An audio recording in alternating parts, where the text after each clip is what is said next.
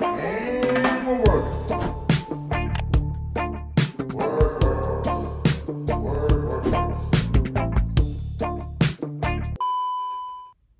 All right, and welcome back once more. Got another green island ficus you'll never even guess. Or a Ficus microcarpa, whatever you want to call it, but what the hell. Anyway, this is I guess one of the rules of Cascade is it's supposed to dip down below the pot. Of course, this is just a training pot. I've only got a couple decent Cascades. I have one really nice one that I want to put a Brazilian rain tree in. I'll do a video on that soon, but really don't have very many good ones, but that's what a Cascade looks like there.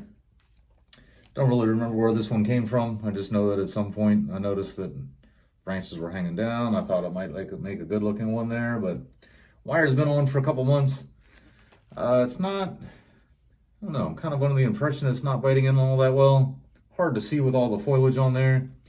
There are, I'm a little, sometimes, there's a one style called Cascade, which has and correct me if I'm wrong, which you guys can in the comments or whatever, but a Cascade has the falling side and then also a standard, like a apex or a top, if you will, of the tree there. And then they call it a semi-cascade, where it only has the part going over the side, which doesn't make any sense to me. It seemed to me that it'd be better to name it the other way around. But and then real quick before I get started, had to use an old math book here. I can't think of a better use for a math book than that.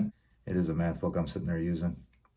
But anyhow, so I was talking about the Cascade and semi-cascade. I've got 3 branches on the top, which seem to be maybe even almost taking the energy from those ones down below, because the ficus do tend to grow up, and so that's going to take some energy from it. I'm going to leave the one coming out of the middle, and perhaps maybe, I'll call it a semi-cascade one day or whatever. Or if it's not going to be a semi-cascade, I can leave that there to be the new top one day.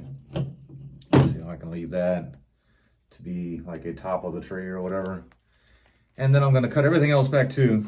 I'll take some of the, and that's part of the reason why I wanted to take those 2 branches off there, is I don't want to trim all this and then have it putting all the momentum over here or whatever. I do want this to be the main part of it. I want to keep the Cascade.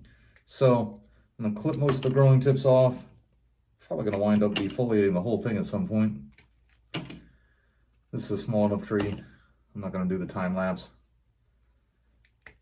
Still haven't gotten any good ideas on how to get out of that copyrighted music problem. But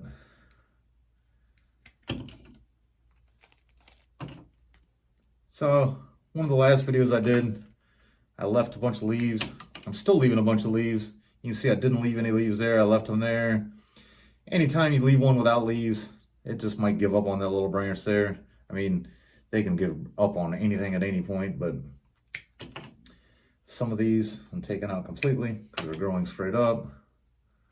Some of them I'm leaving leaves on. This one, I think I'm going to just take that one out altogether. I think I let that go at first because maybe I thought that could be the apex or whatever, but definitely not. It's out of place. And I think I might take that one off completely too. Just kind of as I envision what it looks like. I don't know if I want like a whole nother piece, and it does come straight off the bottom there. So I think I am just going to go ahead and pop that thing off. And there you can see I simplified it quite a bit.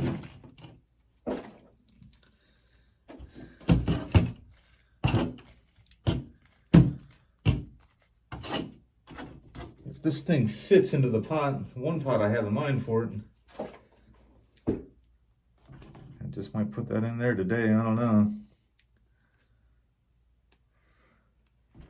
I'm going to go ahead and take this wire off, see what it looks like. After being on 3 months in Florida, should be biting in. It might be biting in where I can't really see it. What we mean by biting in is just kind of digging into the trunk a little bit.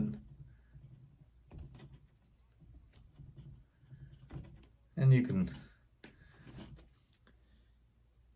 see there it was biting just a little bit. Not too much, but I do think I'm going to go ahead and take it off.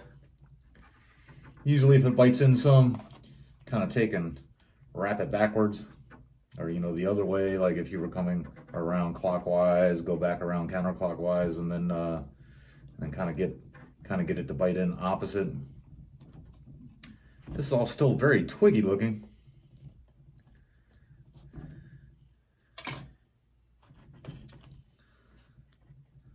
Let's see what this other one looks like. It's funny, even when I picked this up out of the yard to bring it in, look at, I thought it was more than just 2 pieces of wire on here. It's just 2 pieces of wire. So not much to it.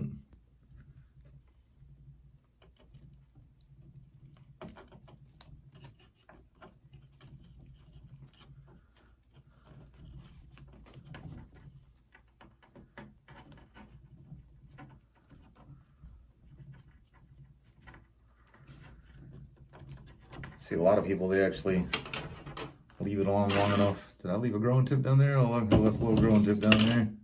Didn't really want to do that.